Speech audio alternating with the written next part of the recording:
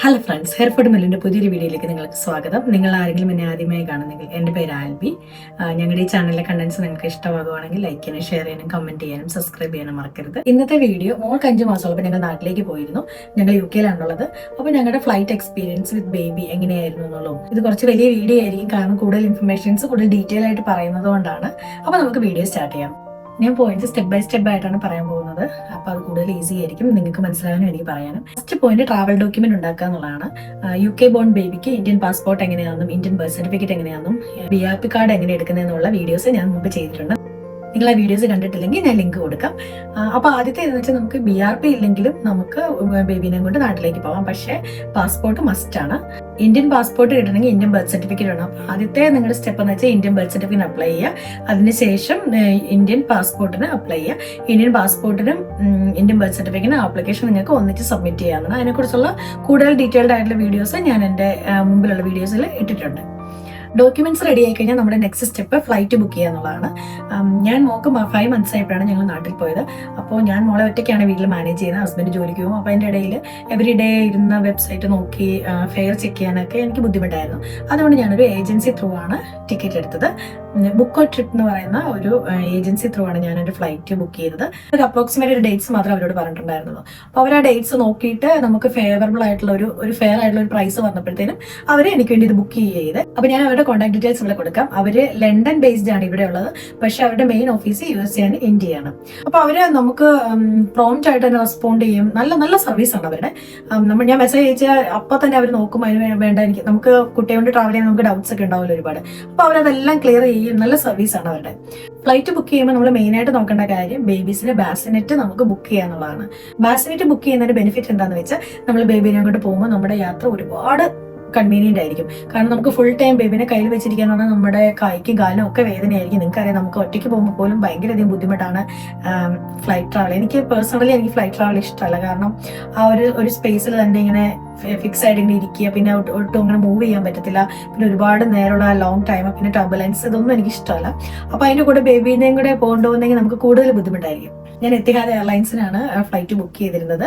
Ticket book ചെയ്യുമ്പോൾ തന്നെ നമുക്ക് ചെക്ക് ഇൻ ടൈമിലേക്ക്, അതായത് ഓൺലൈൻ ചെക്ക് ഇൻ ചെയ്യുന്ന സമയത്ത് നമുക്ക് സീറ്റ് ചൂസ് ചെയ്യാം. അപ്പൊ നിങ്ങൾക്ക് ബാസിനെറ്റ് വേണമെങ്കിൽ നിങ്ങൾ മേക്ക് ഷുവർ ചെയ്യുക സീറ്റ് എടുക്കുമ്പോൾ എപ്പോഴും ഫ്രണ്ട് റോസ് തന്നെ എടുക്കുക. ഫ്രണ്ട് റോസ് എടുക്കുന്നതിന് വേറെ ബെനിഫിറ്റ്, നിങ്ങൾക്ക് ഒരുപാട് ലെഗ് സ്പേസ് ഉണ്ടാവും. ഫ്രണ്ട് റോ എടുക്കുന്ന വേറെ ബെനിഫിറ്റ്, കുഞ്ഞു കരയൊക്കെയാണെങ്കിൽ നമുക്ക് അവിടെ എണീറ്റ് നിൽക്കാനും അങ്ങനെയുള്ള ഒരു സ്പേസ് ഒക്കെ ഉണ്ടാവും. അതുകൊണ്ട് ബാസിനെറ്റ് റിക്വസ്റ്റ് ചെയ്യുന്നത് നല്ലൊരു ഓപ്ഷൻ ആയിരിക്കും. ഡോക്യുമെന്റേഷനും കഴിഞ്ഞു, ഫ്ലൈറ്റ് ബുക്കിംഗും കഴിഞ്ഞു. ഇനി നമ്മൾ ചെയ്യുന്ന പാക്കിങ്. ഞാൻ നാട്ടിലേക്ക് പോയപ്പോൾ എന്നോട് എൻ്റെ ഫ്രണ്ട്സ് കുറെ പേരൊക്കെ പറഞ്ഞിരുന്നു, അവർ പോയപ്പോൾ നാപ്പിയും പിന്നെ അതുപോലെ തന്നെ ബേബിക്കുള്ള ഡിറ്റർജന്റ് പൗഡറും അങ്ങനെയൊക്കെ കൊണ്ടുവരുന്നു. കാരണം നാട്ടിലെ സോപ്പ് പൊടി ചിലപ്പോൾ കുട്ടികൾക്ക് ഇവിടെ ഉണ്ടായ കുട്ടികൾക്ക് സ്യൂട്ട് ആവത്തില്ല. അവരുടെ സ്കിന്നിന് എക്സിമ പോലത്തെ കണ്ടീഷനൊക്കെ വരാൻ ചാൻസ് ഉണ്ട്. അപ്പോൾ അതുകൊണ്ട് ഞാൻ ഇതെല്ലാം വാങ്ങി എല്ലാം പാക്ക് ചെയ്താൽ കൊണ്ടുപോയിരുന്നത്. പക്ഷെ എൻ്റെ പേഴ്സണൽ ഒപ്പീനിയൻ എന്ന് വെച്ചാൽ നിങ്ങൾ ഇതൊന്നും കൊണ്ടുപോകണ്ട. കാരണം നമുക്ക് നാട്ടിലിപ്പോൾ ബേബി ഷോപ്സ് ഇഷ്ടംപോലെ അവൈലബിൾ ആണ്. ഞാൻ കുറച്ച് ബേബി ഷോപ്സിന്റെ ഡീറ്റെയിൽസ് ഇവിടെ ആഡ് ചെയ്യാം നിങ്ങൾക്ക് സൈഡിലായിട്ട്.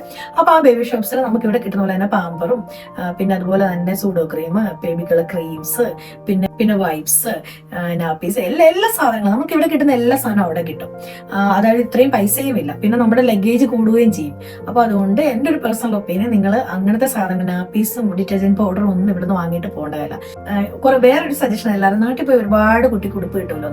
പക്ഷെ എനിക്ക് പേഴ്സണലി അവിടുത്തെ മെറ്റീരിയൽസ് ഒന്നും ഇഷ്ടമായിരുന്നില്ല. ഞാൻ മോക്ക് അത്യാവശ്യം ഉടുപ്പ് കൊണ്ടുപോയിരുന്നു, എങ്കിലും നാട്ടിൽ പോയി വാങ്ങാലോ എന്ന് ഓർത്തിട്ട് ഒരുപാട് എടുത്തിരുന്നിട്ടില്ലായിരുന്നു. കാരണം നമ്മൾ 1 month ട്രിപ്പായിരുന്നു. അപ്പം ഒന്നാമത്തെ കാര്യം, കുട്ടികൾ പെട്ടെന്ന് വളരും. അതുകൊണ്ട് നമുക്ക് ഒരുപാട് സ്റ്റോക്ക് ചെയ്യുന്നതും ബുദ്ധിയല്ല. അപ്പൊ അതുകൊണ്ട് ഞാൻ വളരെ കുറച്ച് മാത്രം ഉടുപ്പ് കൊണ്ടുവരും. നാട്ടിൽ വാങ്ങാനെല്ലാം തോന്നും. പക്ഷെ എനിക്ക് അവിടെ പോയിട്ട് അവരുടെ മെറ്റീരിയൽസ് ഒന്നും ഇഷ്ടമല്ല. കാരണം നമ്മൾ ഇവിടെ UK യിലുള്ളവർ നെക്സ്റ്റിലെയും അങ്ങനത്തെയൊക്കെ നല്ല മെറ്റീരിയൽ യൂസ് ചെയ്ത് കഴിഞ്ഞിട്ട് നാട്ടിലത്തെ ബനിയൻ ടൈപ്പ് അങ്ങനത്തെ ഇത് കാണുമ്പോൾ നമുക്കത് ഇഷ്ടമാവത്തില്ല. ഇതെന്റെ മാത്രം പേഴ്സണൽ ഒപ്പീനിയൻ ആണ് കേട്ടോ. അപ്പൊ അതുകൊണ്ട് നിങ്ങൾക്ക് ബേബിക്ക് വേണ്ട ക്ലോത്ത്സ്, അതുപോലെ തന്നെ ഒരുപാട് നല്ല മെറ്റീരിയൽസ്, അവിടുത്തെ മെറ്റീരിയൽ എന്ന് പറഞ്ഞാൽ കൂടുതലും നെറ്റ് അങ്ങനത്തെ ഉണ്ടല്ലോ, ഒരുപാട് ബുഷി ആയിട്ടുള്ള അങ്ങനത്തെ ഉടുപ്പുകളൊക്കെയാണ് അവിടുത്തെ ഉടുപ്പ്. പക്ഷെ നമ്മൾ ഇവിടെ നിന്ന് കൂടുതൽ കോട്ടൺ കൂടിയ മെറ്റീരിയൽസ് ആണ്. അപ്പൊ കുഞ്ഞിന് നാട്ടിലെ വെതർ നിങ്ങൾക്ക് അറിയാലോ, ഇപ്പൊ ഭയങ്കര ചൂടും അങ്ങനെയൊക്കെയാണ്. പക്ഷെ നാട്ടിൽ പോയി കഴിഞ്ഞാൽ ഒരുപാട് ആൾക്കാർ ചുറ്റിനുണ്ട്. അപ്പൊ നല്ല കംഫർട്ടബിൾ ആയ ഉടുപ്പും കൂടെ അല്ല, കുട്ടി അൺകംഫർട്ടബിൾ ആയിരിക്കും. അതുകൊണ്ട് നിങ്ങൾക്ക് ആവശ്യമുള്ള ഉടുപ്പ് കൊണ്ടുപോകണം. അത് ഞാൻ പേഴ്സണലി പറയുന്ന ഒരു ഇതാണ്. അല്ലാതുള്ള ബേബി പ്രൊഡക്ട്സ് ഒന്നും കൊണ്ടുവന്ന കാര്യമില്ല. കാരണം നമുക്ക് അതെല്ലാം നാട്ടിൽ വാങ്ങാൻ കിട്ടും. പിന്നെ ഞാൻ കൊണ്ടുവരുന്നതായിരുന്നു നഴ്സിംഗ് പില്ലോ. നഴ്സിംഗ് പില്ലോ ഫ്ലൈറ്റിൽ എനിക്ക് ഭയങ്കര അധികം യൂസ്ഫുൾ ആയിരുന്നു. കാരണം കുഞ്ഞ് എപ്പോഴും ബാസിലിറ്റി കിടക്കത്തില്ല. കാരണം ടർബുലൻസ് ഒക്കെ വരുമ്പോൾ നമ്മൾ കുഞ്ഞിനെ കയ്യിലെടുത്ത് വെക്കണം. പിന്നെ കുഞ്ഞ് ഉറങ്ങുമ്പോൾ മാത്രമേ നമുക്ക് അതിൽ കിടത്താൻ പറ്റുള്ളൂ. കാര്യം നമ്മുടെ കയ്യിലാണോ. അപ്പൊ നമ്മുടെ കയ്യിൽ ഇങ്ങനെ തന്നെ വെച്ചിട്ടിരിക്കുമ്പോൾ നമുക്ക് ഭയങ്കര പാടാണ്. എസ്പെഷ്യലി ബ്രസ്റ്റ് ഫീഡിങ് മോംസ് ആണെങ്കിൽ. എൻ്റെ മോള് ബ്രസ്റ്റ് ഫീഡിങ് ആയിരുന്നു. അവള് ഇവിടുന്ന് UK സ്റ്റാർട്ട് ചെയ്ത് കൊച്ചി വരെ കണ്ടിന്യൂസ്ലി ബ്രസ്റ്റ് ഫീഡിങ് ആയിരുന്നു. അപ്പം ഞാൻ ഭയങ്കര അൺകംഫർട്ടബിൾ ആയിരുന്നു. പക്ഷെ നഴ്സിംഗ് പില്ലോ ഉള്ളത് കൊണ്ട് എനിക്ക് കുറച്ചും കൂടെ കംഫർട്ടബിൾ ആയിരുന്നു. കാരണം നഴ്സിംഗ് പില്ലോ ഇങ്ങനെ വെച്ച് കഴിഞ്ഞാൽ നമുക്ക് മോളെ കുറച്ചു നേരം അതിൽ ഇരുത്താം. ഫുൾ ടൈം നമ്മുടെ മടിയിൽ തന്നെ ഇരുത്തണ്ട. അവൾക്കും ഒരു നമ്മുടെ മേത്തോട്ട് ഒത്തിരി ഒട്ടിച്ചേർന്നിരിക്കത്തില്ല. അപ്പം അതിന്റെ മുകളിൽ ഇങ്ങനെ വെക്കാൻ പറ്റും. അപ്പൊ നഴ്സിംഗ് പില്ലോ നല്ലൊരു ഓപ്ഷനാണ്. ഞാൻ ഇവിടെ ലിങ്ക് അല്ലെങ്കിൽ പിക്ചർ കൊടുക്കാം ഞാൻ ഏത് നഴ്സിംഗ് പില്ലോ വാങ്ങിയെന്നുള്ള. ഞാൻ ആമസോണിൽ നിന്നാണ് വാങ്ങിയത്. പിന്നെ ഒരുപാട് ടൈപ്പ് നഴ്സിംഗ് പില്ലോസ് നമുക്ക് അവൈലബിൾ ആണ്. നഴ്സിംഗ് പില്ലോ ഉള്ളത് നമുക്ക് നാട്ടിൽ പോകുമ്പോഴും കുറേ കാര്യങ്ങൾ, അതായത് ബ്രസ്റ്റ് ഫീഡ് ചെയ്യുമ്പോൾ മാത്രമല്ല നമുക്ക് കുഞ്ഞിനെ നമുക്ക് ക്യാരി ചെയ്യാൻ ഈസിയാണ് കുറച്ചുകൂടെ. പാക്ക് ചെയ്തപ്പോൾ മോൾക്ക് തന്നെയായിട്ട് സെപ്പറേറ്റ് ഒരു ട്രോളി എടുത്തിട്ടുണ്ടായിരുന്നു. അത് ഞാൻ പറഞ്ഞല്ലോ, ഞാൻ ഹാപ്പിയും ഡിറ്റർജന്റും അങ്ങനെ കുറേ സാധനങ്ങൾ കൊണ്ടുവരുന്നു. പിന്നെ നിങ്ങൾ ഫ്ലൈറ്റിൽ മേക്ക് ഷുവർ ചെയ്യണത് ബേബിയുടെ ഡയപ്പർ ബാഗിനൊപ്പം തന്നെ നിങ്ങൾക്ക് ഡിസ്പോസിബിൾ ആയിട്ടുള്ള മാറ്റ് കിട്ടും. അതായത് കുഞ്ഞിനെ കിടത്തി നമുക്ക് നാപ്പി ചേഞ്ച് ചെയ്യാനുള്ളത്. നമുക്ക് ഫ്ലൈറ്റിലൊക്കെ ആകുമ്പോൾ നമ്മൾ യൂസ് ചെയ്ത മാറ്റ് തന്നെ പിന്നെ മടക്കിയെടുത്ത് വെക്കാൻ. ഫ്ലൈറ്റ് നിങ്ങൾക്ക് അറിയില്ല, ഹോസ്പിറ്റൽ പോലെ തന്നെ ഈക്വലി ഇൻഫെക്ഷൻസ് ആയ ഒരു സ്ഥലമാണ്. ടോയ്ലറ്റിലൊക്കെ നമ്മൾ യൂസ് ചെയ്ത ആ മാറ്റ് പിന്നെ നമ്മൾ കുഞ്ഞിന്റെ ബാഗിൽ തന്നെ എടുത്ത് വെക്കുന്നത്. അത് അത്ര ഹൈജീനിക് ഒരു പ്രാക്ടീസ് ആയിട്ട് എനിക്ക് തോന്നിയില്ല. ഇതിൽ ഞങ്ങൾ കൊണ്ടുവരുന്ന ഒരു കാര്യമാണ് മോളുടെ സ്ട്രോളറും അവളുടെ കാർ സീറ്റ് നമ്മൾ കൊണ്ടുപോകുന്നതിന് ബെനിഫിറ്റ്. നമ്മൾ UK അറിയാമല്ലോ, കാർ സീറ്റ് മസ്റ്റ് ആണ് ബേബി ട്രാവൽ ചെയ്യുമ്പോൾ. അപ്പൊ നമ്മൾ കാർ സീറ്റ് കൂടെ കൊണ്ടുപോകുകയാണ്. നാട്ടിൽ വെച്ചിട്ട് കുട്ടീനെ അതിൽ തന്നെ വെച്ച് നമ്മൾ യാത്ര ചെയ്യണം. ഒന്ന്, കുഞ്ഞ് സേഫ് ആയിരിക്കും. നാട്ടിലെ ഡ്രൈവിംഗ് ഞാൻ പറയാതെ തന്നെ നിങ്ങൾക്ക് അറിയാം. പിന്നെ രണ്ടാമത്, കുഞ്ഞ് തിരിച്ചു വരും. അതായത് നമ്മൾ യാത്ര കഴിഞ്ഞ് തിരിച്ച് നമ്മൾ UK വരുമ്പോൾ കുഞ്ഞ് ചിലപ്പോൾ കാർ സീറ്റിൽ ഇരിക്കാൻ മടി കാണിക്കും. അപ്പൊ നമ്മൾ നാട്ടിൽ തന്നെ ഇത് യൂസ് ചെയ്യുവാണെങ്കിൽ കുഞ്ഞിന് അത് യൂസ്ഡ് ആവും. അതായത് ഇത് എവിടെ പോയാലും കാർ സീറ്റിൽ ഇരിക്കണം എന്ന് അവർക്ക് മനസ്സിലാവും. അപ്പൊ അതുകൊണ്ട് അവർ തിരിച്ചു വരുമ്പോഴും അതിൽ തന്നെ ഇരിക്കും. അപ്പൊ ഞങ്ങൾ ഇത് കൊണ്ടുപോയിട്ടുണ്ട്, കാർ സീറ്റും ഈ പ്രാമും. അപ്പൊ ഈ സ്ട്രോളറും കാർ സീറ്റും ഇത് അലൗഡ് ആണ്. അതായത് രണ്ട് പീസായിട്ട് അത് നമുക്ക് എടുക്കാൻ പറ്റുന്ന ആണെങ്കിൽ നമുക്ക് സ്ട്രോളർ കൊണ്ടുപോകാൻ പറ്റും. സ്ട്രോളറും ഈ കാർ സീറ്റും അത് ക്യാബിൻ ലഗേജ് ആയിട്ടാണ് പോകുന്നത്. അത് നമ്മൾക്ക് എത്തിഹാദിന് ഞങ്ങൾക്ക് എങ്ങനെയാണെന്ന് വെച്ചാൽ, ഞാൻ ആക്ച്വലി ഗേറ്റ് ചെക്കിന് വേണ്ടി വലിയ ബാഗൊക്കെ വാങ്ങിയിരുന്നു ആമസോണിൽ നിന്ന്.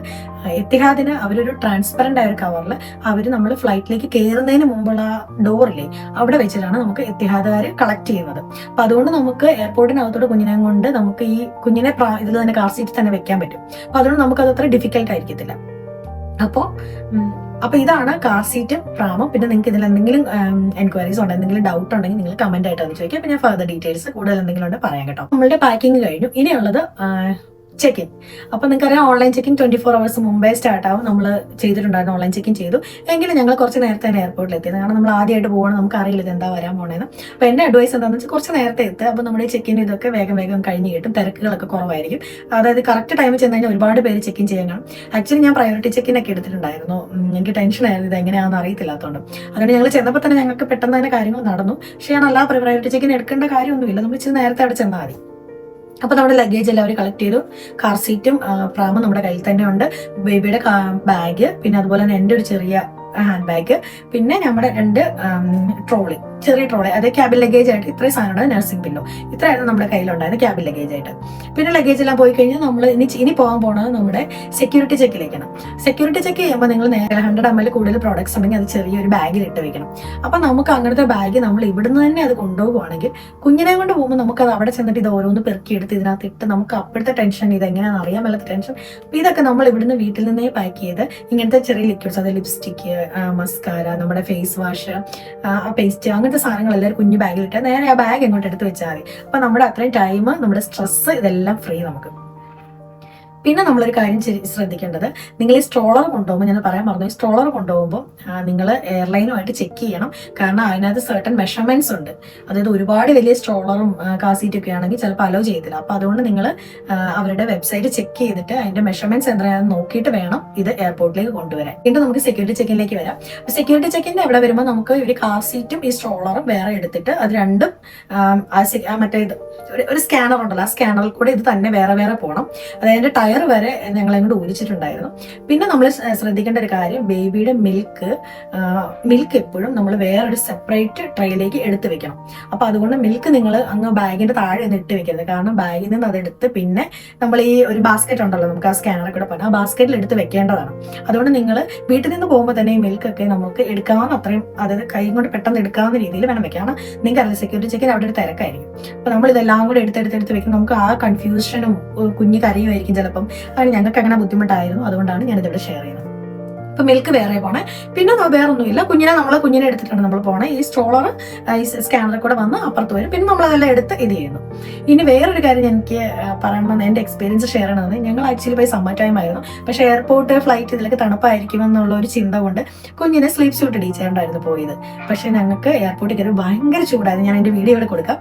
കുഞ്ഞ് ഭയങ്കര കരച്ചിൽ എന്ന് പറഞ്ഞാൽ അവർ AC ഇട്ടിട്ടേ ഉണ്ടായിരുന്നില്ല. അപ്പോൾ അതുകൊണ്ട് എന്താണെന്ന് വെച്ചാൽ ഞാൻ പിന്നെ സ്ലീപ്പ് സ്യൂട്ട് ഒക്കെ പിടിച്ച് കുഞ്ഞിന് ആപ്പി മാത്രം ഇട്ടിട്ടാണ് ഫ്ലൈറ്റിനകം വരെ കയറിയത്. അപ്പോൾ കുഞ്ഞിനെ കംഫർട്ടബിൾ ആയിട്ടുള്ള ക്ലോത്തിങ് എടുക്കുക. നിങ്ങൾ ഇവിടുന്ന് തണുപ്പിനുള്ള ഇടിച്ചിട്ട് പോയാൽ ഒരു സ്പെയർ ആയിട്ട് ലൂസ് ഫിറ്റിംഗ് ആയിട്ടുള്ള ഒരു ഔട്ട്ഫിറ്റ് എന്തെങ്കിലും ഒന്ന് കയ്യിൽ എക്സ്ട്രാ വെച്ചിരിക്കണം. അല്ലെങ്കിൽ നമ്മൾ വെക്കുമല്ലോ, കാരണം കുഞ്ഞിനെ വല്ല ലൂസ് മോഷൻ അങ്ങനെയൊക്കെയാണ്, നമുക്ക് എക്സ്ട്രാ ക്ലോത്ത്സ് വേണം. പക്ഷെ ഇതൊന്നും കൂടാതെ നിങ്ങൾ ഇതൊന്നും മൈൻഡിൽ വെച്ചിട്ടും കൂടെ ഉള്ള ഒരു ഔട്ട്ഫിറ്റ് നിങ്ങൾക്ക് ഇവിടെ വേണം. സെക്യൂരിറ്റി ചെക്കിൻ എല്ലാം കഴിഞ്ഞു. ഇനി നമ്മൾ ചെയ്യാൻ പോകുന്നത് ബോർഡിങ്ങിലേക്കാണ് പോകുന്നത്. ബോർഡിങ്ങിന്റെ അവിടെ ചെല്ലുമ്പോഴത്തേനും ഇവർ നമ്മുടെ കാർ സീറ്റും സ്ട്രോളറിലൊക്കെ വന്നിട്ട് ഇവർ ഒരു ട്രാൻസ്പെറന്റ് ബാഗിലാക്കുക. അതായത് ഞങ്ങൾ തിരിച്ച് കൊച്ചിയിൽ നിന്ന് അബുദാബിയിലേക്ക് വന്നപ്പോൾ കൊച്ചിയിൽ നിന്ന് UK വന്നപ്പോൾ അവർ ഞങ്ങൾക്ക് ബോർഡിങ് ചെയ്യുന്നതിന് മുമ്പ് തന്നെ ഞങ്ങളുടെ സ്ട്രോളറും കാർ സീറ്റും ഒരു ട്രാൻസ്പെറന്റ് കവറിലാക്കി അവർ എടുത്തിരുന്നു. വേറെ കാര്യം പറയാനുള്ളത്, നിങ്ങൾ എക്കണോമിക് ക്ലാസ്സിലൊക്കെ ആണെങ്കിൽ നിങ്ങൾ ആദ്യമേ പോയി കയറാൻ നിൽക്കരുത്. നിങ്ങൾ ലാസ്റ്റിലായിട്ട് കുഞ്ഞിനെ കൊണ്ട് കയറണം. നമ്മൾ കുഞ്ഞിനെ കൊണ്ട് ഫ്ലൈറ്റിൽ ആദ്യമേ കയറി ഇരുന്നു. പിന്നെ കുറേ സമയം എടുക്കില്ല ഇത് പോകണം. കുഞ്ഞ് ചിലപ്പോൾ കരച്ചിലാവും, അവർക്ക് ബോറടിക്കും. അതുപോലെ തന്നെ ഇങ്ങനെ കുറേ ആൾക്കാരൊക്കെ ഇങ്ങനെ നടന്നു പോകുന്നു, കൊച്ചാകെ ഇറിറ്റേറ്റ് ആവും. അപ്പം എന്ന് വെച്ചാൽ നമ്മുടെ യാത്ര തുടങ്ങുമ്പോൾ തന്നെ നമ്മുടെ മനസ്സ് മടുക്കും. അതുകൊണ്ട് എപ്പോഴും നിങ്ങൾ കയറുന്നതിന് മുമ്പ് നാപ്പി ചേഞ്ച് ചെയ്യണം. കുഞ്ഞിനെ പറ്റുമെങ്കിൽ ബ്രസ്റ്റ് ഫീഡ് ചെയ്യോ അല്ലെങ്കിൽ ഫോർമുല ഫീഡ് ആണെങ്കിൽ അത് കൊടുക്കണം. പിന്നെ മാക്സിമം നിങ്ങൾ ലാസ്റ്റിൽ ഫ്ലൈറ്റിൽ കയറാൻ ശ്രമിക്കുക. ഞാൻ പറഞ്ഞല്ലോ ചൂടായിരുന്നു എയർപോർട്ടിലും, അതുപോലെ തന്നെ ഫ്ലൈറ്റിലും ചൂടായിരുന്നു.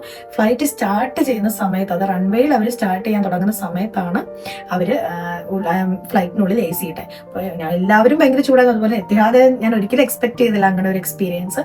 കുഞ്ഞ് ഭയങ്കര കരച്ചിലായിരുന്നു, ആകെ മൊത്തം ഭയങ്കര സീനായിരുന്നു. അപ്പം ഇതൊക്കെ അവോയ്ഡ് ചെയ്യാൻ വേണ്ടിയാണ് എൻ്റെ ഒരു സജഷനാണ് നമ്മൾ ലാസ്റ്റിൽ ബോർഡിങ് ചെയ്ത് കയറാൻ ശ്രമിക്കുക. എടുക്കണം എന്ന് ഞാൻ പറയാൻ പറഞ്ഞൊരു കാര്യം, കുഞ്ഞിന് കുറച്ച് ടോയ്സ് എടുക്കുക. ഈ സ്പിന്നർ കിട്ടും.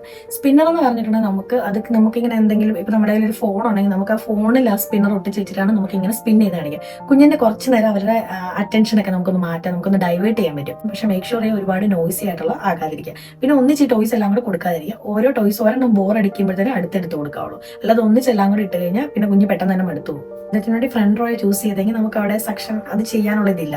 അപ്പൊ എന്താണെന്ന് വെച്ചാൽ നിങ്ങളുടെ ഫോണിൽ നിങ്ങൾക്ക് അത് യൂസ് ചെയ്യാം. ഐപാഡ് ഉണ്ടെങ്കിൽ അതിലൊന്ന് വെച്ച് കുറച്ച് നേരമൊക്കെ ഒന്ന് സ്പിൻ ചെയ്യുമ്പോൾ കുട്ടികളൊന്ന് അവരുടെ മൈൻഡൊക്കെ ഒന്ന് ഡൈവേർട്ട് ആവും. അപ്പം ഞങ്ങൾ ബാസിനേറ്റ് റിക്വസ്റ്റ് ചെയ്യുന്ന പോലെ തന്നെ ബാസിനേറ്റ് കിട്ടി. ബാസിനേറ്റ് നിങ്ങൾക്ക് അറിയാവുന്ന ടർബുലൻസ് ഒന്നും വരുമ്പോൾ കുഞ്ഞിനെ അതിൽ കിടത്താൻ പറ്റില്ല. ബ്ലാങ്കറ്റ് ഒക്കെ അവർ ഞങ്ങൾക്ക് എത്തിഹാദ് പ്രൊവൈഡ് ചെയ്തിട്ടുണ്ടായിരുന്നു. അപ്പോൾ ഇത്രയാണ് ഫ്ലൈറ്റിലെ ഞങ്ങളുടെ എക്സ്പീരിയൻസ്. പിന്നെ നിങ്ങൾക്ക് എത്തിഹാദ് ആയതുകൊണ്ട് അബുദാബിയിലായിരുന്നു നമ്മൾ ട്രാൻസ്ഫർ ചെയ്യുന്നത്. അബുദാബിയിൽ നമുക്ക് വേണമെങ്കിൽ സ്ട്രോളർ നമുക്ക് കിട്ടും. അത് നിങ്ങളുടെ ലെയർ അനുസരിച്ച് നിങ്ങൾ അവിടെ എൻക്വയറി ചെയ്ത് നമുക്ക് ബേബീസിന് സ്ട്രോളർ കിട്ടുമെന്നാണ് അവരുടെ വെബ്സൈറ്റിൽ പറയുന്നത്. അപ്പോൾ അവിടെ ഇതുപോലെ തന്നെ ഈ മിൽക്ക് വേറെ വേണം എടുത്ത് വെക്കാൻ. അപ്പോൾ അതുകൊണ്ട് നിങ്ങൾ അത് വീണ്ടും താഴേക്കൊന്നും എടുത്ത് വെക്കരുത്. എടുത്ത് ഹാൻഡ് ചെയ്ത് നമുക്ക് എടുത്ത് വെക്കാവുന്ന രീതിയിൽ നമ്മൾ വിത്തിൻ ദ റീച്ച് തന്നെ അത് വെക്കുക. പിന്നെ അവിടെ നോർമൽ ചെക്കിങ്സ് ഒക്കെ ഉള്ളൂ, വേറെ സ്പെഷ്യലായിട്ട് ഒന്നുമില്ല. പിന്നെ നമ്മൾ അവിടെ ഇതുപോലെ തന്നെ നമ്മൾ കയറുന്നതിന് മുമ്പ് മേക്ക് ഷുവർ ചെയ്യാൻ ആപ്പി മാറാനും ബേബീനെ ഫീഡ് ചെയ്യാനും വേണ്ടി ബോർഡിങ് ലാസ്റ്റ് ആകുന്നതായിരിക്കും അവിടെയും സൗകര്യം. ഞങ്ങൾ അങ്ങോട്ട് പോയപ്പോൾ ഞങ്ങളുടെ എത്തിഹാദ് ഫ്ലൈറ്റിൽ ഞങ്ങൾക്ക് ആക്ച്വലി അവർ സീറ്റ് തന്നിരുന്നു. ഞാൻ ബാസിനായിട്ട് പറഞ്ഞിരുന്നെങ്കിലും എനിക്ക് സീറ്റ് കിട്ടിയത് ഏറ്റവും ബാക്കിലായിരുന്നു. ആ ബാക്കിലായിരുന്നു ടോയ്ലറ്റും ഉണ്ടായിരുന്നു. അപ്പോൾ എല്ലാ ആൾക്കാരും അങ്ങോട്ട് വന്നിട്ടിരുന്നതുകൊണ്ട് എനിക്ക് ഭയങ്കര ബുദ്ധിമുട്ടായിരുന്നു. കാരണം നമ്മൾ ഒന്ന് ബ്രസ്റ്റ് ഫീഡ് ചെയ്യണം, പിന്നെ അവിടെ ചൂട്, അവിടെ തിരക്ക്, അങ്ങനെ ഇതിലും ഈ AC ഇഷ്യൂ ഉണ്ടായിരുന്നു. അപ്പോൾ അതുകൊണ്ട് ഞങ്ങൾ അങ്ങോട്ടുള്ള യാത്ര ആക്ച്വലി ഭയങ്കര ബുദ്ധിമുട്ടായിരുന്നു ഞങ്ങൾക്ക്. ടേക്ക് ഓഫിൻ്റെ സമയത്ത് ബേബിയുടെ ഇയർ എങ്ങനെ ഞാൻ മാനേജ് ചെയ്തെന്ന് പറയാൻ മറന്നുപോയി. അതുകൊണ്ടാണ് ഇങ്ങനെ ഒരു ക്ലിപ്പ് കൊടുത്തിട്ട് ഞാൻ പറയുന്നത്. ഞാൻ പസിഫയർ കൊടുക്കുകയോ ബേബീനെ ബ്രസ്റ്റ് ഫീഡ് ചെയ്യുകയോ ചെയ്തിട്ടില്ല. ഞാൻ 2 ചെവിയും കുട്ടിയുടെ പൊത്തിപ്പിടിക്കുകയാണ് ചെയ്തത്. അതായത് കുഞ്ഞിനെ എൻ്റെ കയ്യിൽ വെച്ചിട്ട് എൻ്റെ ശരീരത്തോട് ചേർത്ത് പിടിക്കുമ്പോൾ ഒരു ചെവി അടഞ്ഞു കിട്ടും, പിന്നെ മറ്റേ കൈ കൊണ്ട് മറ്റേ ചെവി ഇങ്ങനെ പൊത്തിപ്പിടിക്കുകയാണ് ചെയ്തത് കേട്ടോ. ഞാൻ അതിനെക്കുറിച്ച് കൂടുതൽ റിസർച്ച് ചെയ്തപ്പോൾ ഞാൻ കണ്ടത് നമ്മൾ ബേബീസിനെ ഫീഡ് ചെയ്യുകയാണെങ്കിൽ ഒക്കെ ആസ്പിറേഷന് ചാൻസ് ഉണ്ട്, അങ്ങനെ ഡെത്ത് ഉണ്ടായ ചാൻസുകൾ, അങ്ങനത്തെ ഇൻസിഡൻസ് ഒക്കെ ഉണ്ടായിട്ടുണ്ട്. അതുകൊണ്ടാണ് ഞാൻ ഈ വഴി സ്വീകരിച്ചത്. പിന്നെ നിങ്ങൾക്ക് ഇയർ പ്ലഗ്സ് ബേബീസിന് കിട്ടും, അല്ലെങ്കിൽ ഹെഡ്ഫോൺസ് കിട്ടും ഓവർ ദ ഇയർ വെക്കുന്ന കൂട്ട്. പക്ഷേ എനിക്ക് തോന്നുന്നു കൂടുതൽ എഫക്റ്റീവായിട്ട് നമ്മൾ തന്നെ പൊത്തിപ്പിടിക്കുന്നതായിരിക്കും കൂടുതൽ നല്ലത്. പിന്നെ കുട്ടി കരച്ചിലാണെങ്കിൽ നിങ്ങൾക്ക് പസിഫയർ യൂസ് ചെയ്യാം. പക്ഷേ അതൊക്കെ ഡിപ്പെൻഡ്സ് ഓൺ ബേബീസാണ്. അവർക്ക് നമ്മൾ പ്ലാൻ ചെയ്യുന്ന പോലെ അന്നേരം നടക്കില്ല എന്നുള്ളൂ. പക്ഷേ ആ സിറ്റുവേഷൻ അനുസരിച്ച് നിങ്ങൾ അത് മാനേജ് ചെയ്യുക. അപ്പോൾ നിങ്ങൾക്ക് വീഡിയോ യൂസ്ഫുൾ ആകുമെന്ന് ഞാൻ വിചാരിക്കുന്നു. യൂസ്ഫുൾ ആകുകയാണെങ്കിൽ ലൈക്ക് ചെയ്യാനും ഷെയർ ചെയ്യാനും കമൻറ്റ് ചെയ്യാനും സബ്സ്ക്രൈബ് ചെയ്യാനും മറക്കരുത്. Thank you for watching.